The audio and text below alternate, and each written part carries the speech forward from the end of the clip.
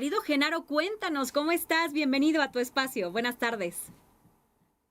Como siempre, un gusto saludarte, querida Bianca, y muchas gracias por el Gracias. espacio. También con mucho gusto saludar a las personas que nos están acompañando esta tarde en la octava.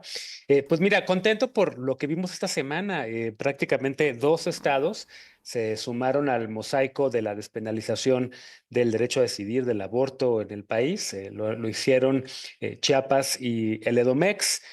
Después de 20 años, por cierto, el Edomex hace 20 años se presentó por primera vez una iniciativa, una discusión legislativa en ese sentido, es decir, en el 2004, justo cuando también en la Ciudad de México se estaba dando ese debate, ya se había dado una primera liberalización con la entonces llamada Ley Robles, luego una segunda con el jefe de gobierno Andrés Manuel López Obrador en la Ciudad de México y luego la tercera, la que amplió, digamos, ese derecho en la ciudad, fue ya con Marcelo Ebrard como jefe de gobierno de la Ciudad de México y ahora hay un cuarto intento que vendrá, digamos, para ponerlo también ya en la ley en el Congreso de la Ciudad de México, que quedó por lo pronto congelada. Se va a recuperar esa discusión más adelante. Ese es un compromiso que hicieron las diputadas, principalmente las diputadas de Morena en la ciudad, pero también con el acompañamiento de diputadas y diputados de otras fuerzas políticas. Creo que es, la verdad, muy interesante ver lo que está ocurriendo en México a contracorriente de esta discusión que se está dando, por ejemplo, en Estados Unidos. Ambos países presentan un sistema federal en donde cada estado, en el caso de Estados Unidos, 50 estados, en el caso de México, 31 entidades federativas y la Ciudad de México. Cada una tiene su propio código civil, donde deciden temas de derechos de familia, como por ejemplo el tema del matrimonio o el divorcio o el concubinato, y sus códigos penales y sus leyes también de salud. Locales que deciden temas como quién tiene acceso a la salud y quién puede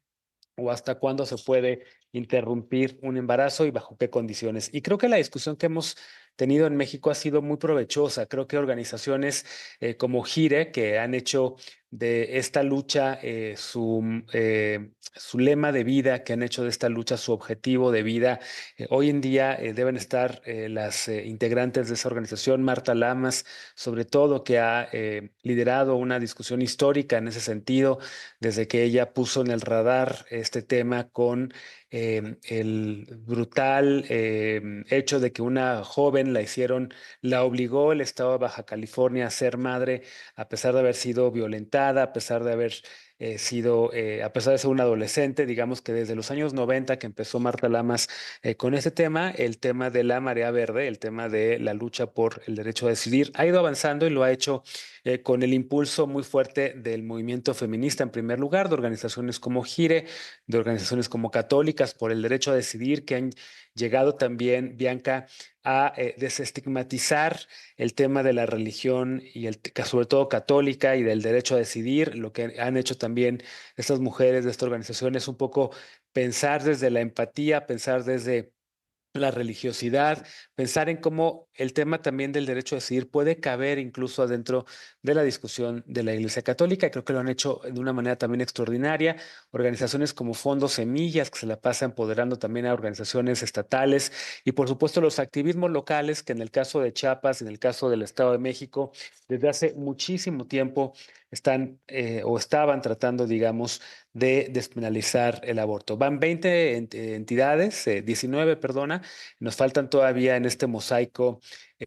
todavía perdóname, 11 entidades más para poder tener el completo el panorama, pero yo estoy seguro que lo vamos a ver esto muy, muy pronto. Creo que hay un compromiso a nivel nacional por parte de legisladoras, de legisladores, de que ese tema no se puede detener, que va a ocurrir como ocurrió con matrimonio igualitario, que hubo de repente algunas pausas en estos prácticamente 20 años también desde que se empezó a discutir el tema del matrimonio igualitario, a que logramos completar el mosaico nacional con la liberalización del matrimonio para todas las personas el año pasado. Así va a ocurrir también con el derecho a decidir. Creo que del 2019 al 2024, justo en el sexenio de López Obrador y en lo que llevamos del sexenio de Claudia Sheinbaum, es donde hemos visto la aceleración de estos temas, tanto de matrimonio igualitario como de el derecho a decidir, y que es sin duda evidente cómo estos temas avanzaron mucho más rápido en estos últimos 6 años que en los años previos. Sobre todo matrimonio igualitario estuvo de repente pausado, solamente avanzaba en Coahuila, el aborto solamente había avanzado en la Ciudad de México y a partir del 19 empezó a avanzar en las otras entidades. Y creo que esto se tiene que ver muchísimo con el hecho de que llegaron a los congresos locales personas aliadas de estos temas, principalmente del derecho a decidir, sobre todo mujeres. Creo que tiene que ver con el hecho de que el movimiento feminista se ha profesionalizado y que tiene hoy en día una huella a nivel nacional, que había ciudades, había entidades en donde a lo mejor antes no había una presencia fuerte de activistas y que en los últimos años se ha fortalecido la incidencia, la capacidad de respuesta, la protesta, también la indignación cuando de repente ocurren estos casos de que hay mujeres que son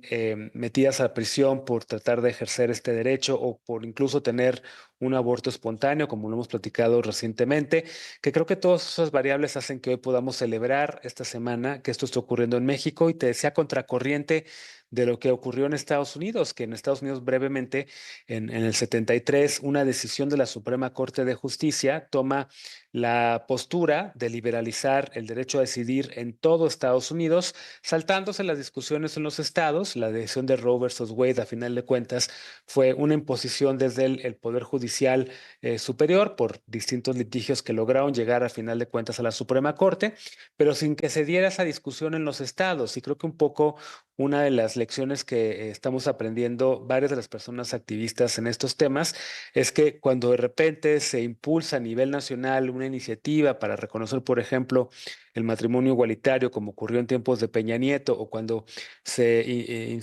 impulsa a nivel nacional el reconocimiento del derecho a decidir, como en Estados Unidos desde la Suprema Corte, nos perdemos esa riquísima discusión en los estados y ese empoderamiento de las organizaciones que empujan estos temas y todas las lecciones que esto conlleva, con toda la pedagogía social, con todo el tema de discutirlo a nivel local, para que la gente pueda conocer por qué es importante y necesario que haya derecho a decidir, por qué es importante y necesario que haya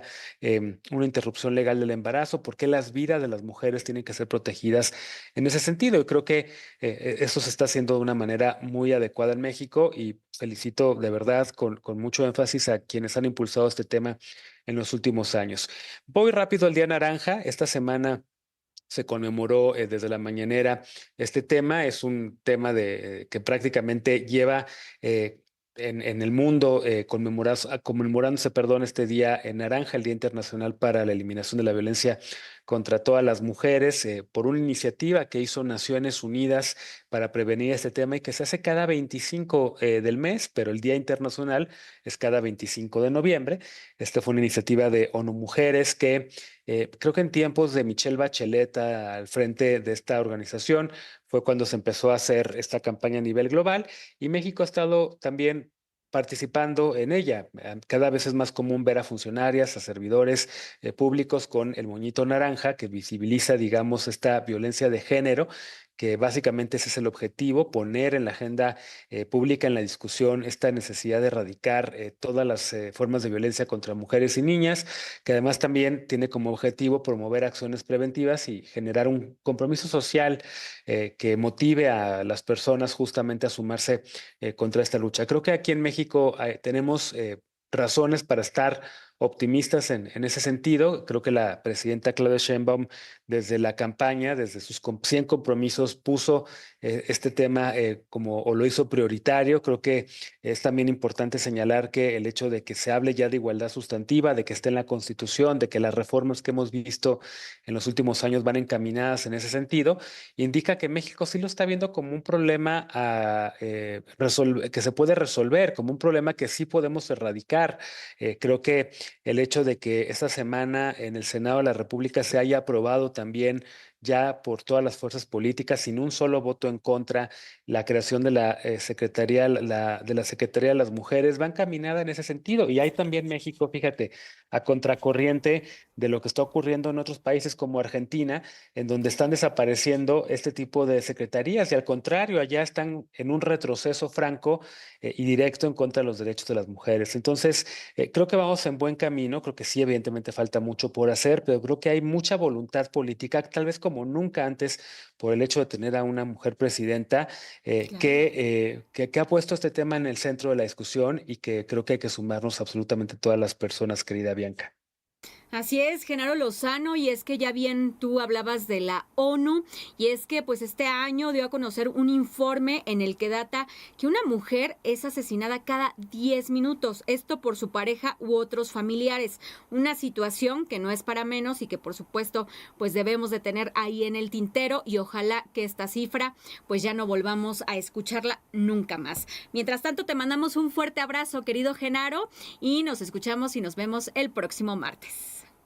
Otro fuerte abrazo a ti y a quienes celebren, quienes estén escuchando esto este día, que es también el Día de Acción de Gracias. Pues gracias por escucharnos y gracias por acompañarnos y bonito fin de semana, querida Bianca. Así es, la gratitud ante todo. Te mando un fuerte abrazo, querido Genaro Otro a Lozano. ti.